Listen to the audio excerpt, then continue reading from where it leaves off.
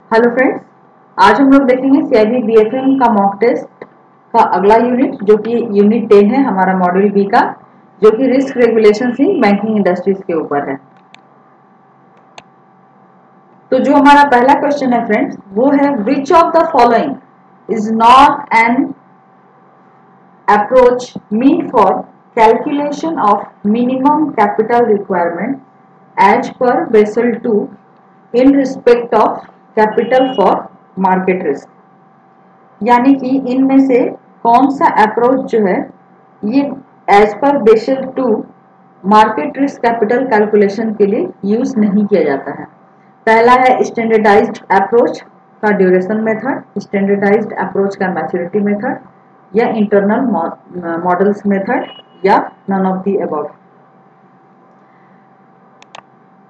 तो फ्रेंड यहाँ पे देखिए, जो मार्केट रिस्क के लिए हम लोग का कैपिटल कैलकुलेशन है वो है standardised approach maturity method, standardised approach duration method and internal models method. तो यहाँ पे हमारे क्वेश्चन में पूछ रहा है कि not an approach mean for calculation, जबकि ये तीनों ही अप्रोच जो है ये मार्केट रिस्क कैपिटल कैलकुलेशन के लिए एज पर बेसल 2 यूज किया जाता है। तो here our answer is option D, none of the above. Next question है the risk of settlement that arises from time difference is called. Time difference की वजह से जो रिस्क अराइज होता है उसको क्या कहते हैं? Operational risk, Herstatt risk, systemic risk, या सेटलमेंट रिस्क। तो फ्रेंड यहाँ पे देखिए दे रहा है कि the risk of settlement that arises from time difference came to be known as Herstatt risk. तो here our answer is option B, Herstatt risk. Next question है which of the following is the correct statement. अब हमें बताना है कि इसमें से correct statement कौन सा है। Option A, BCBS has formal supranational supervisory authority, BCBS conclusions have legal force, BCBS formulates broad supervisory standards and guidelines, and D, all of the above।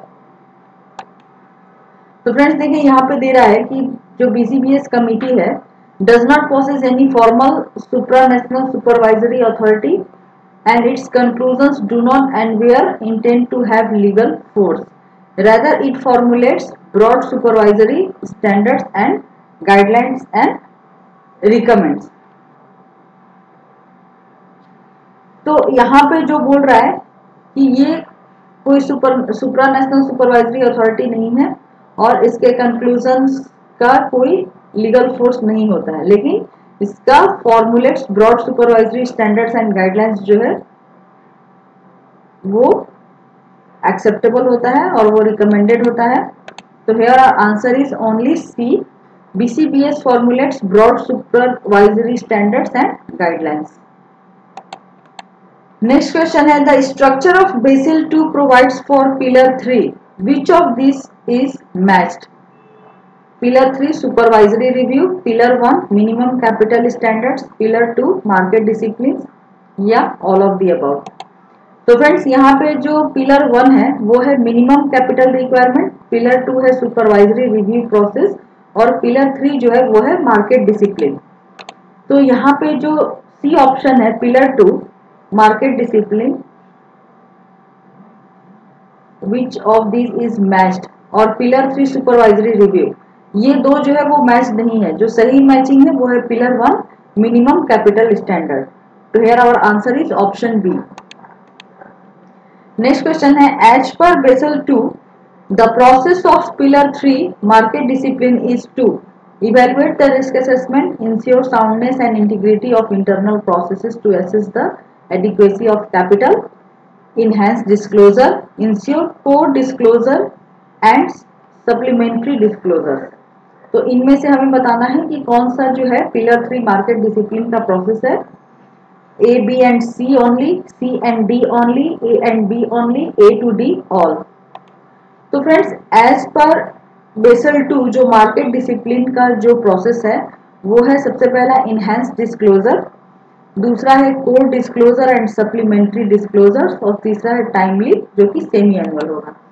तो यहाँ पे जो मार्केट डिसिप्लिन का प्रोसेस है वो है सी इनहेंस डिस्क्लोजर और D ensure core disclosures and supplementary closures. So our correct answer is option B, C and D only. Next question है, the market risk recommendation permitted the bank to issue short-term subordinated debt subject to a lock-in clause to meet a part of their market risk, which was called. Market risk recommendation में bank जो है short term subordinate debt issue करती है subject to a lock in clause to meet a part of their market risk. तो उसको हम लोग क्या कहते हैं? तो फ्रेंड्स उसका ऑप्शन है tier 1 capital, tier 2 capital, tier 3 capital या कैपिटल फंड. तो इसका करेक्ट आंसर होगा टीयर 3 कैपिटल. नेक्स्ट क्वेश्चन है, the functioning of banks is regulated by which of the following. यानी बैंक की जो रेगुलेटरी अथॉरिटी होती है वो कौन होती है?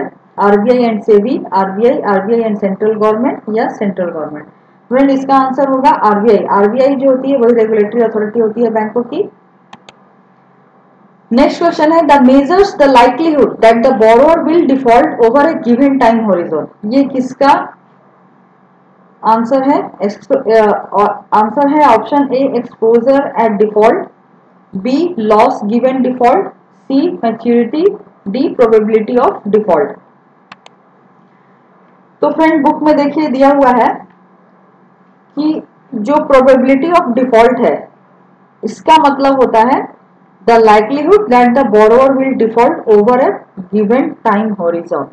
तो here our answer is option D probability of default. Next question है, in India initially the following approaches have been adopted for implementation, which one is correctly stated. शुरू में जो इंडिया में जो अप्रोच जो है वो अडॉप्ट किया गया था वो किस रिस्क को कवर करने के लिए किया गया था? पहला है ऑपरेशनल रिस्क, दूसरा है मार्केट रिस्क और तीसरा है क्रेडिट रिस्क. तो फ्रेंड सबसे पहले जो रिस्क कवर अप किया गया था बीसीबीएस के थ्रू वो था क्रेडिट रिस्क. सबसे पहले क्रेडिट रिस्क के ऊपर ही कैपिटल चार्ज जो है वो लिया जाता था बैंकों से. तो here our answer is option D credit risk.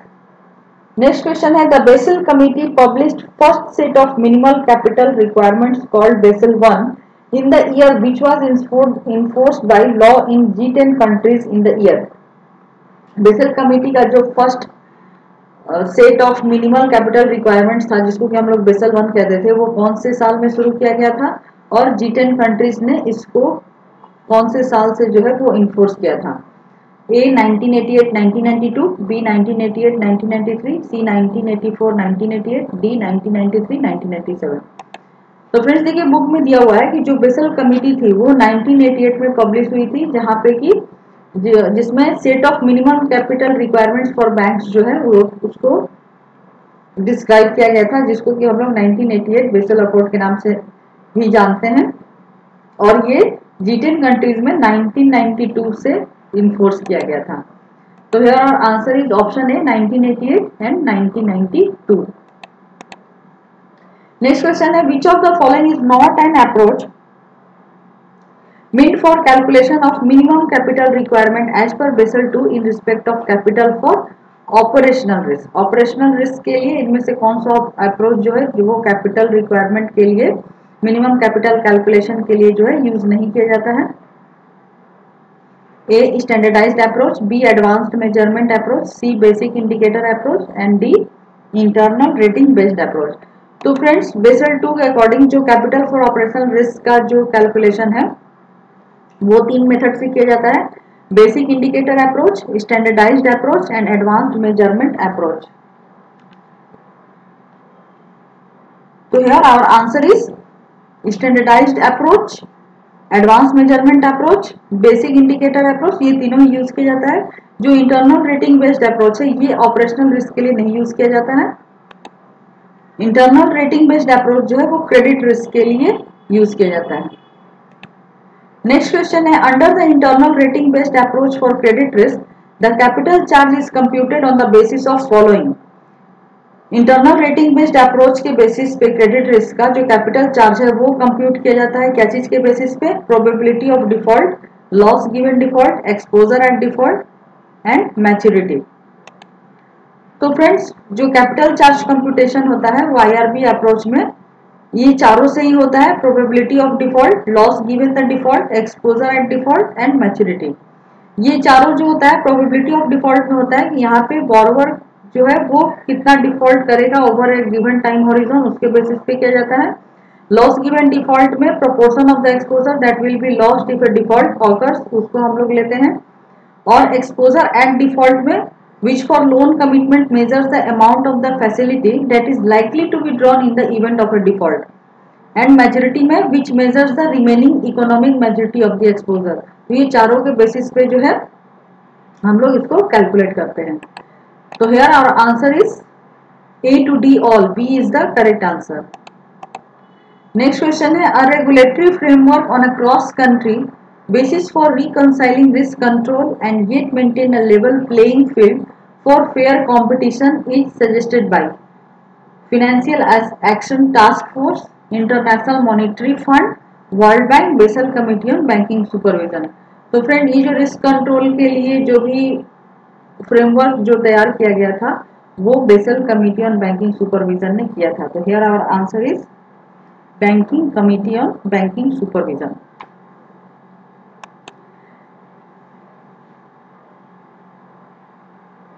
यहाँ पे देखिए दिया भी हुआ है regulatory framework on a cross-country basis for reconciling risk control and maintain a level playing field for fair competition is suggested by regulatory framework on a cross-country basis for reconciling risk control and yet maintaining a level playing field for fair competition was suggested by BCBS, Basel Committee on Banking Supervision. Next question है risk of failure of the whole banking system which may be caused by the failure of one of the banking institution is called, यानी कि एक जो banking है उसके fail होने की वजह से पूरा बैंकिंग सिस्टम जो है वो फेल हो जाएगा और उस रिस्क को हम लोग क्या कहते हैं। Option A systemic risk, market risk, operational risk या डिफॉल्ट रिस्क। तो फ्रेंड जो सिस्टेमिक रिस्क होता है, systemic risk is the risk of failure of the whole banking system. Individual banks failure is one of the major source of the systemic risk, यानी कि एक individual bank की fail होने की वजह से पूरा होल बैंकिंग सिस्टम अगर फेल होता है तो उसको हम लोग सिस्टेमिक रिस्क कहते हैं। नेक्स्ट क्वेश्चन है what measures the proportion of the exposure that will be loss if a default occurs. तो फ्रेंड जैसा कि मैंने पहले भी बताया loss given default, maturity, exposure at default, probability of default, इनमें से ये कौन सा होगा। तो लॉस गिवन डिफॉल्ट में जो है friend which measures the proportion of the exposure that will be lost if a default occurs. So here our answer is option A, loss given default. Next question है as per Basel II accord the capital requirement capital adequacy ratio is to be calculated as capital fund divided by RWA for credit risk plus operational risk, capital fund divided by RWA of credit risk plus market risk, capital fund divided by RWA of operational risk plus market risk, capital funds divided RWA of credit risk plus market risk plus operational risk. तो as per Basel 2 जो है friend ये minimum capital requirement जो है वो minimum capital ratio multiplied by credit risk plus market risk plus operational risk या फिर minimum capital ratio equal to capital divided credit risk plus market risk plus operational risk. तो here our answer is option D, capital funds divided by RWA into credit risk plus market risk plus operational risk. Next question है which of the following is not a correct statement regarding Basel Committee on Banking Supervision. BCBS is a committee of internal monetary fund. The bank has start liquidation from the promotion of BCBS. BCBS has been instrument in standardizing bank regulations across jurisdictions with special emphasis on role of regulators. Initially, G10 countries decided to set up this commitment at the end of 1974. तो friends जो BCBS है 1974 में ये हुआ था जिसको कि G10 countries ने बनाया था, फॉर्म किया था। और उसके बाद जो बैंक हॉस्टेट लिक्विडेशन है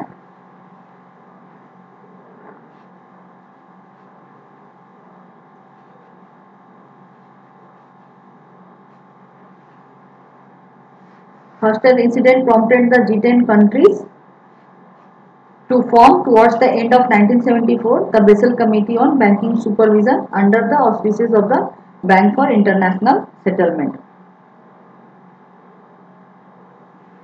उसके बाद BCBS has been instrumental in standardizing bank regulation across jurisdiction with special emphasis on defining the role of regulators in cross jurisdictional situation. यानी कि BCBS जो थी वो बैंकों के लिए एक स्टैंडर्डाइज्ड रेगुलेशन जो है वो लेकर आई, जो कि स्पेशल एम्फेसाइज था क्या चीज के ऊपर, role of regulators in cross jurisdictional situation. और कमिटी की जो मीटिंग होती है वो एक साल में 4 बार होती है. तो यहाँ पे जो ऑप्शन ए है BCBS is a committee of international monetary fund, ये रॉन्ग स्टेटमेंट है. BCBS जो है वो बैंक हर्सेट लिक्विडेशन के बाद जो है BCBS को ज्यादा प्रमोट किया गया था. BCBS जो है ये सारे बैंकों के लिए एक स्टैंडर्डाइज इंस्ट्रूमेंट जो है वो ये करती है, जो कि स्पेशल एम्फेसाइज होता है रोल ऑफ रेगुलेटर्स के ऊपर. और G10 कंट्रीज ने डिसाइड किया था कि एक कमिटी जो है वो डिसाइड की जाएगी, जिसको कि हम लोग BCBS कमिटी बोलते हैं. और ये कब डिसाइड किया गया था, 1974 में. तो here our answer is option A, BCBS is a committee of international monetary fund. Next question है the Basel accord provision for covering market risk arising from trading activities of bank were brought into effect from. Market risk जो है जो trading activities की वजह से arise होती है उसको बेसल में कब जो है वो मिलाया गया था, 1998 में, 1995 में, 1993 में या 1999 में. तो फ्रेंड्स अमेंडमेंट किया गया था 1996 में और इसको बॉट इनटू इफेक्ट था 1998. तो here our answer is option A, 1998. Next question है which of the following is the benefit of regulations. मतलब जो रेगुलेशन है उसका क्या बेनिफिट है बैंकिंग इंडस्ट्रीज में. तो पहला है improvement in safety of banking industry, levelling the competition playing field of banks, promotion of sound business and supervisory practices, controlling and monitoring systemic risk, helping in recovery of fund lend by bank. तो friends यहाँ पे देखिए जो सबसे पहला था improving the safety of the banking industry, फिर दूसरा है levelling the competitive playing field of bank, तीसरा है promoting sound business and supervisory practice, controlling and monitoring systemic risk and protecting interest of depositors. तो here our answer is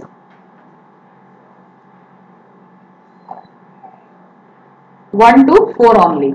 helping in recovery of fund lend by banks ये BCBS के उसमें नहीं आता है. Only improvement, levelling, promoting, controlling and monitoring. तो here our answer is option A, 1 to 4 only. Next question है as per Basel two accord the capital requirement, capital adequacy ratio जो है वो मिनिमम कितना होना चाहिए. तो friends as per Basel two accord जो है जो मिनिमम कैपिटल रिक्वायरमेंट है वो 8% होना चाहिए. नेक्स्ट क्वेश्चन है as per Basel two the supervisory review process by the regulators is to evaluate the risk assessment, ensure soundness and integrity of internal process to assess the adequacy of capital, enhance disclosure, ensure co-disclosure and supplementary disclosures. तो supervisory review process में क्या क्या होता है.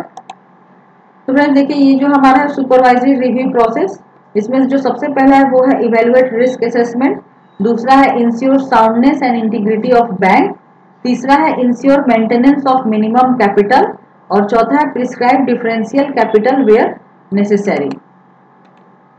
तो here our answer is A and B, evaluate the risk assessment and ensure soundness and integrity of internal process to assess the adequacy of capital. ये जो C और D है friends, enhance disclosure and ensure core disclosure and supplementary disclosures, ये market discipline का part है. enhance disclosure and core disclosure and supplementary disclosures. तो here our answer is option A and B only. Next question है which of the following risk is a major challenge for regulators RBI in India, transaction risk, systemic risk, settlement risk या operational risk. इनमें से कौन सा risk जो है वो RBI या जो भी रेगुलेटर होते हैं किसी भी कंट्री के उनका जो है मेजर चैलेंज है. तो फ्रेंड्स देखिए बुक में दिया हुआ है कि systemic risk is a major challenge for the regulators. तो जो सिस्टमिक रिस्क है वो हमारा सही आंसर है, option B is the correct answer.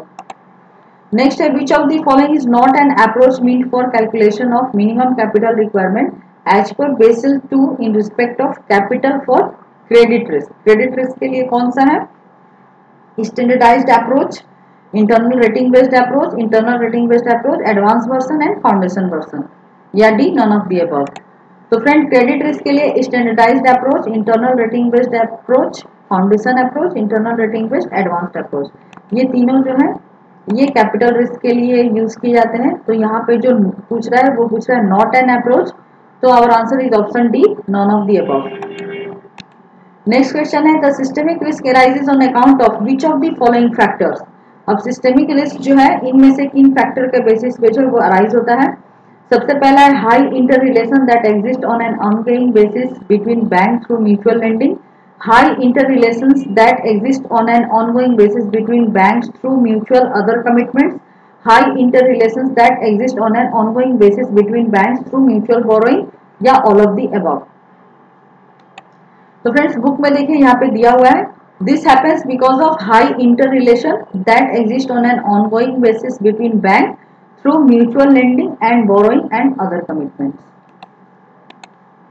तो here our answer is high interrelation that exists on an ongoing basis between banks through mutual borrowing, high interrelation that exists on an ongoing basis between banks through mutual other commitments, high interrelation exists on an ongoing basis between banks through mutual lending, यानी mutual lending, mutual and other commitments and mutual borrowing, ये तीनों ही यहाँ पे correct answer है। तो our answer is option D all of the above. ये देखिए यहाँ पे high interrelation basis between bank through mutual lending, borrowing and other commitments. Next question है which of the following risk has been introduced by Basel II? Credit risk, market risk, operational risk, all of the above. इनमें से कौन सा risk जो है वो BECIL 2 में introduce किया गया था? क्रेडिट रिस्क, मार्केट रिस्क या ऑपरेशनल रिस्क?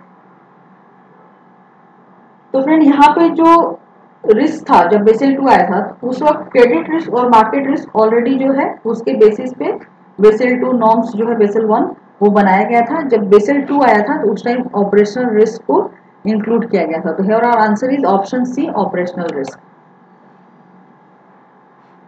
यहाँ पे देखिए दिया भी हुआ है कि significantly more risk sensitive capital requirement takes into account operational risk of bank apart from credit and market risk.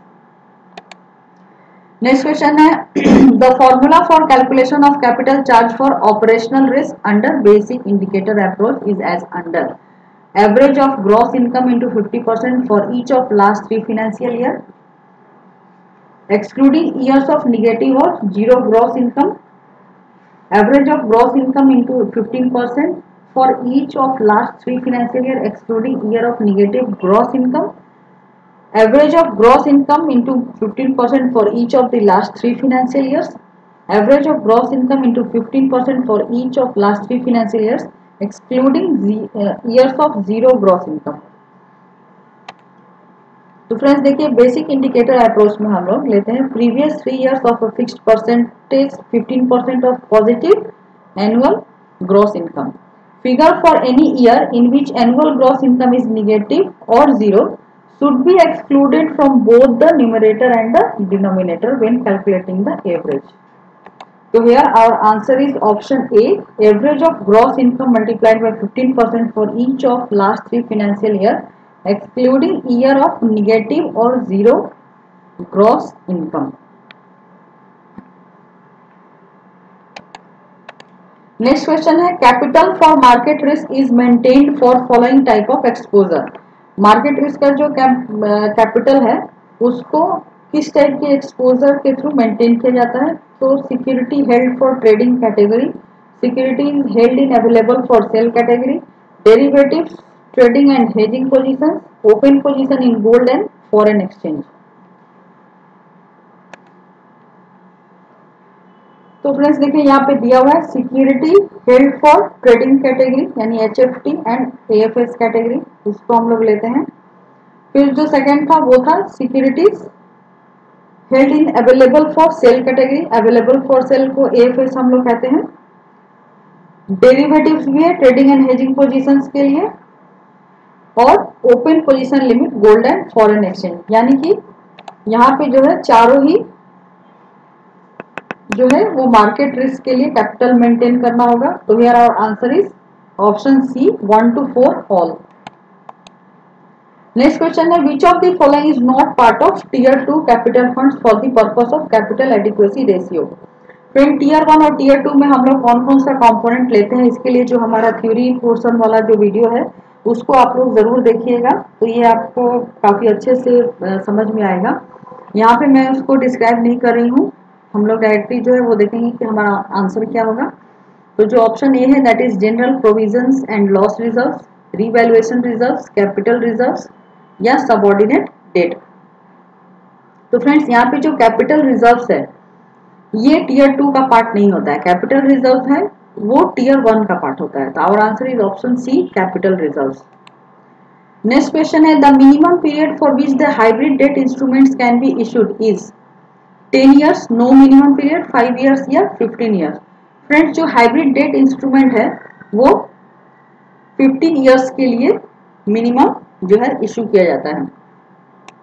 Hybrid debt instrument जो वो एक टाइप का इन्वेस्टमेंट इंस्ट्रूमेंट होता है जिसमें कि कुछ क्वालिटी जो है वो डेट की होती है और कुछ क्वालिटी उसकी इक्विटी की होती है। तो ये कुछ कंपनी जो है वो इसको इशू करती है डेट के रूप में, लेकिन वो उसको जो है इक्विटी ऑप्शन की तरह यूज करती है, तो इसीलिए इसको हाइब्रिड डेट इंस्ट्रूमेंट कहते हैं।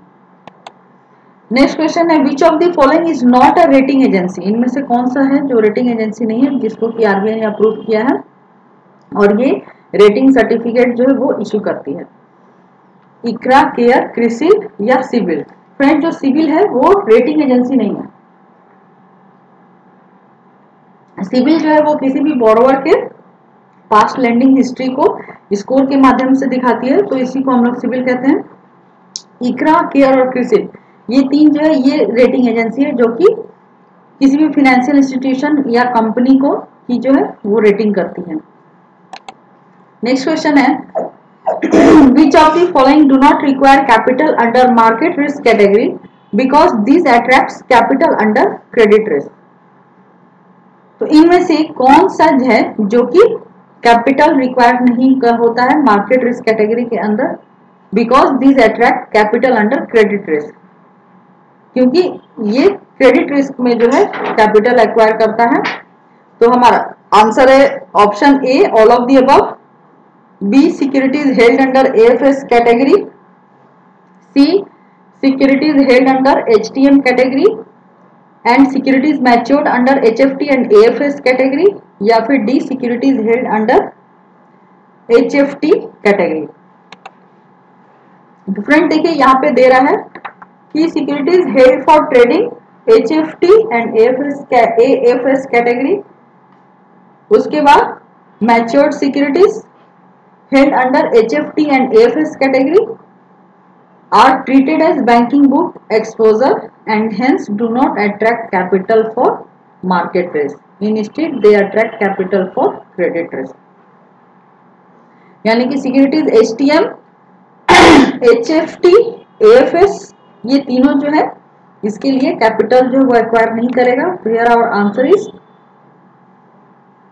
AFS, HTM, HFT and AFS HFT category. तो ऑप्शन सी जो है friend HTM category, HFT category and AFS category, ये तीनों ही कैटेगरीज में जो है वो कैपिटल एक्वायर नहीं करेगा। फिर और answer is option C. Next question है what is not include in tier 1 capital funds for CAR purpose out of the following. अब CAR पर्पस के लिए इनमें से कौन जो है टीयर 1 का कैपिटल फंड इंक्लूड नहीं होता है। Paid up capital, capital reserves, innovative perpetual debt instrument या फिर क्यूमुलेटिव परपेचुअल प्रेफरेंसेस शेयर। तो फ्रेंड यहाँ पे टीयर 1 का पूछा, tier 1 capital fund for CAR purpose. Answer है ऑप्शन है A B alone, B, D alone, C and D only, या D, C alone? तो here our answer is option B, D alone. जो cumulative perpetual preference share जो है ये tier 1 में include नहीं होता है. नेक्स्ट क्वेश्चन है, under standardised approach for capital charge for operational risk the average gross income is segregated into business line. तो स्टैंडर्डाइज अप्रोच में capital charge for operational risk में जो एवरेज ग्रॉस इनकम को कितने बिजनेस लाइन में segregate किया गया है, 4, 2, 8 या 10. तो फ्रेंड्स इसको 8 बिजनेस लाइन में सेग्रीगेट किया गया है. ये 8 बिजनेस लाइन क्या क्या है? Retail banking, retail brokerage, asset management, commercial banking, agency services, corporate finance, trading and sales, payment and settlement. 1, 2, 3, 4, 5, 6, 7 sorry 1, 2, 3, 4, 5, 6, 7, 8 total 8 business line. Next question है, in case of market risk the capital is computed directly and equivalent risk weight asset is computed by dividing capital required by 6%, dividing capital required by 8%, dividing capital required by 9%, dividing capital required by 5%. तो friend यहाँ पे जो हमारा answer होगा वो होगा option C, dividing capital required by 9%. Next question है, capital charge for market risk is made up of 2 components. Market risk का जो कैपिटल चार्ज है वो कौन से 2 कंपोनेंट के ऊपर जो है वो चार्ज किया जाता है? For movement in interest rates, for factors related to individual issuer, for losses that may arise due to sale और purchase, for losses that may arise on account of holding. तो फ्रेंड्स यहाँ पे देखिए computation of capital charge for market risk का दिया हुआ है.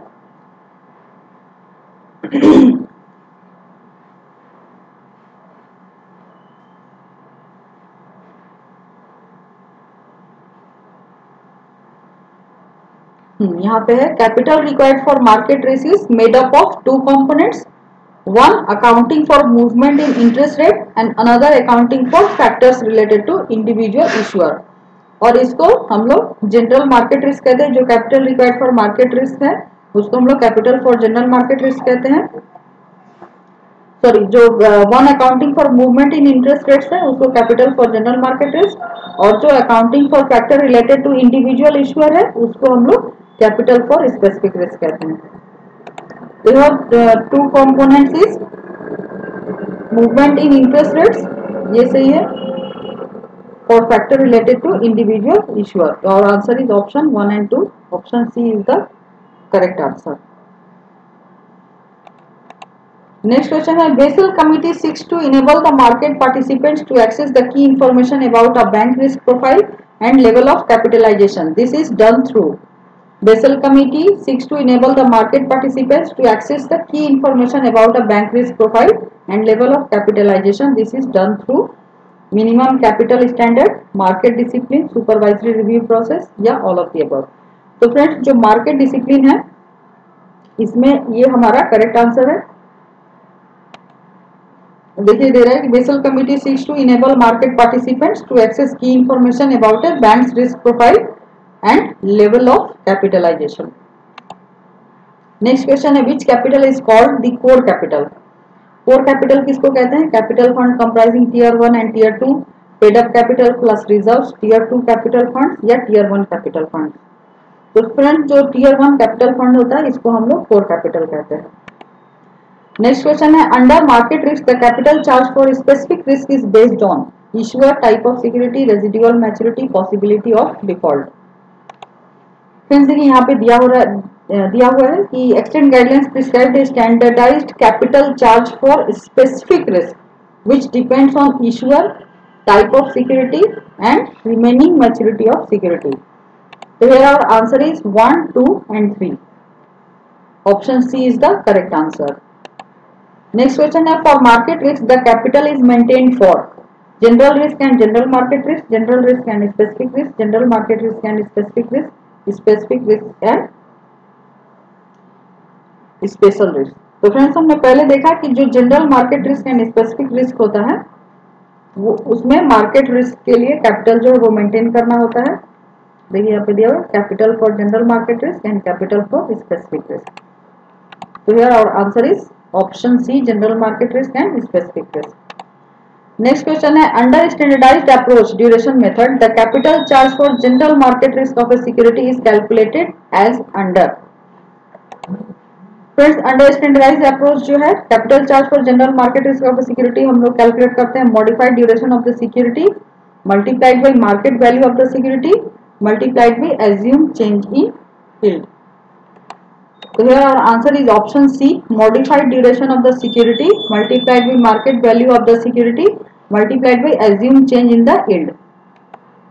Next question है in India the banks are required to maintain minimum capital adequacy ratio or capital to risk assets ratio of India में जो है बैंक्स को कितना मिनिमम कैपिटल एडिक्वेसी रेशियो जो है वो मेंटेन करना होता है 8% of risk weighted asset 6% of risk weighted asset 10% of risk weighted asset या 9% ऑफ रिस्क वेटेड एसेट। तो फ्रेंड्स इंडिया में जो है तो बेसल के अकॉर्डिंग 8% जो है आरडब्ल्यूए मेंटेन करना होता है लेकिन इंडिया में ये 9% है। तो here our answer is option D 9% of risk weighted asset. Next question है the general provisions and loss reserves can be included in tier 2 maximum to the extent of 1.25% of RWA, 1% of capital funds, 1.25% of capital funds, 1% of RWA। तो friends जो 1.25% of RWA है वो general provision loss reserve का उसको हम लोग tier 2 में जो है मैक्सिमम तक ले सकते हैं। नेक्स्ट क्वेश्चन है under basic indicator approach for capital for operational risk 15% of gross income is to be taken। Gross income for this purpose means gross income का मतलब यहाँ पे हम लोग क्या लेंगे net profit plus provisions and contingencies net profit plus provisions and contingencies plus operating expenses net profit plus provisions and contingencies plus operating expenses net profit plus provisions and contingencies. तो friend देखिए यहाँ पे दिया हुआ है कि gross income को हम लोग कैसे डिफाइन करेंगे net interest income plus net non interest income gross of any provisions, gross of operating expenses, including fee paid to outsourcing services provider, excluding realized profit or losses from the sale of securities, and exclude extraordinary or irregular items as well as income derived from insurance. So here our answer is option C, net profit plus provisions and contingencies plus operating expenses. Next question है tier 1 capital is to be calculated as under tier 1 capital fund divided by total capital fund, tier 1 capital fund divided by credit risk weighted assets, tier 1 capital divided by credit RWA, RWA for market risk, RWA for operational risk, tier 1 capital fund divided by credit risk weighted asset plus operational risk। तो friend यहाँ पे जो हमारा answer होगा वो होगा option C tier 1 capital fund divided by RWA for credit risk, RWA for market risk and RWA for operational risk। Next question है which of the following is not one of the principle for supervisory review process pillar 2 under Basel 2। Supervisors should contribute capital to prevent capital from falling below the minimum levels required।